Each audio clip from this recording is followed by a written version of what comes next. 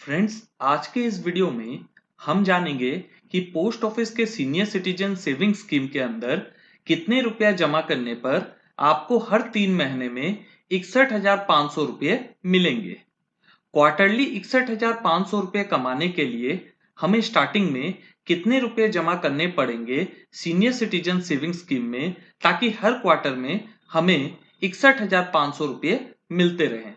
नमस्कार दोस्तों, स्वागत है आपका हमारे YouTube चैनल लेट्स टैक्स में। फ्रेंड्स, पोस्ट ऑफिस की सीनियर सिटीजन सेविंग स्कीम एक बहुत ही पॉपुलर स्कीम है सीनियर सिटीजन्स के लिए।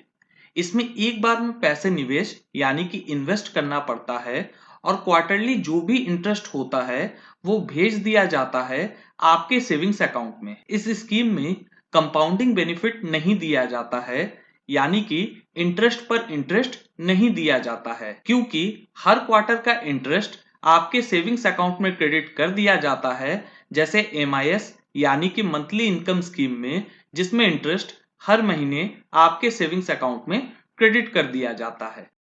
तो चलिए फ्रेंड्स, जान लेते हैं इस स्कीम की क्राइटेरिया क्या है, कौन कौन इसमें अकाउंट खुलवा सकता है, मिनिमम एंड मैक्सिमम अमाउंट आप कितना जमा करवा सकते हैं, क्या इंटरेस्ट रेट मिलेगा और उसी के साथ क्या क्या टैक्स बेनिफिट है इस स्कीम में। जानेंगे पूरी डिटेल्स आज के इस वीडियो में, तो वीडियो को एंड तक पूरा जरूर देखिएगा। सबसे पहले जान लेते हैं कौन कौन सीनियर सिटीजन सेविंग स्कीम में अपना पैसा इन्वेस्ट कर सकते हैं। सीनियर सिटीजन सेविंग स्कीम उन्हीं व्यक्ति के लिए एप्लीकेबल है जिनकी उम्र 60 साल से ज्यादा की है और वो इंडियन रेसिडेंट है, यानी कि दोनों क्राइटेरिया मैच होनी चाहिए, 60 साल से ज्यादा की और इंडियन रेसिडेंट की। याद रखे, non resident Indian and HUF इस स्कीम में निवेश नहीं कर पाएंगे।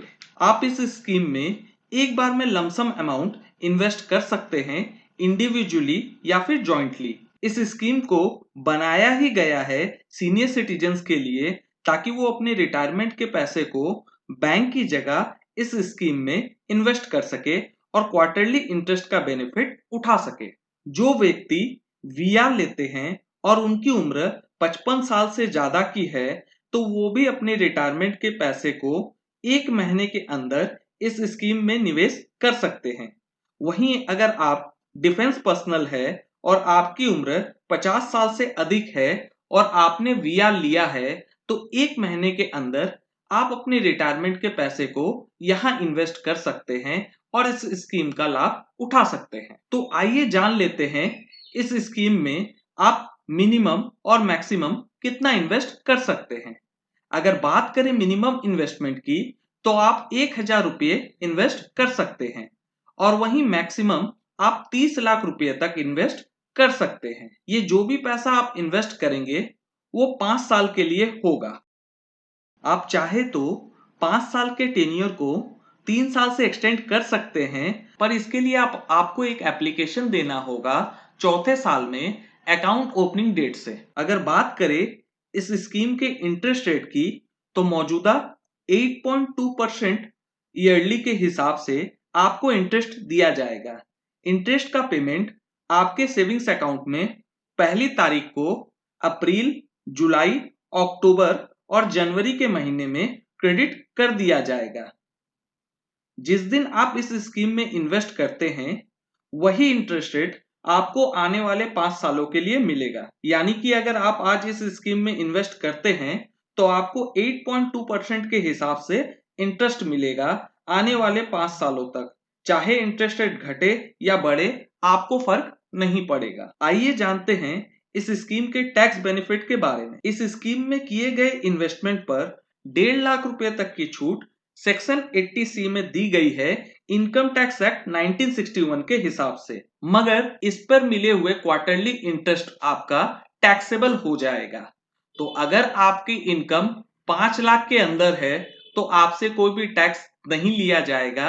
वहीं आपकी इनकम 5 लाख से ज्यादा की है, तो फिर ये इंटरेस्ट आपके लिए टैक्सेबल बन जाएगा। अगर आपको ईयरली 50,000 रुपए से ज्यादा का इंटरेस्ट मिल रहा है, तो आपके ऊपर TDS भी चार्ज किया जाएगा। तो अगर आपकी भी इनकम 5 लाख रुपए से कम की है और आप चाहते हैं कि आपकी इंटरेस्ट पर TDS डिडक्ट ना हो, तो आप इसके लिए पोस्ट ऑफिस में फॉर्म 15G या 8 जमा करके इसका बेनिफिट प्राप्त कर सकते हैं। तो फ्रेंड्स, अगर बात करें क्वार्टरली 61,500 रुपए इंटरेस्ट की, तो आप अगर अभी जाकर इस स्कीम में 30 लाख रुपए का इन्वेस्टमेंट करते हैं तो 8.2% के हिसाब से आपको क्वार्टरली 61,500 रुपए का इंटरेस्ट दिया जाएगा। अगर देखा जाए दूसरे इन्वेस्टमेंट के मुकाबलों में तो इस स्कीम में इंटरेस्ट रेट बहुत अच्छा है। आइए इस स्कीम की कुछ कॉमन बातें जान लेते हैं। Senior citizen saving scheme account को आप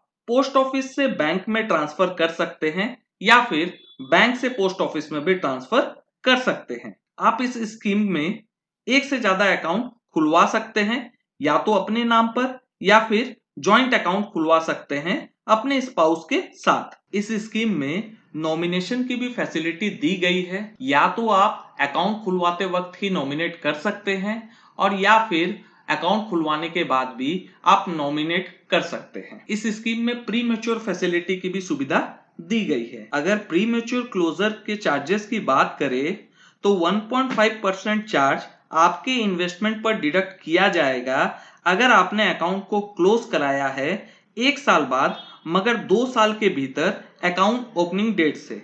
और वहीं अगर आपने प्री मैच्योर क्लोजर कराया है 2 साल बाद मगर अकाउंट ओपनिंग के 5 साल के भीतर, तो आपसे 1% का चार्ज डिडक्ट किया जाएगा आपके प्रिंसिपल अमाउंट से। तो फ्रेंड्स, ये थी पूरी जानकारी सीनियर सिटीजन सेविंग स्कीम को लेकर।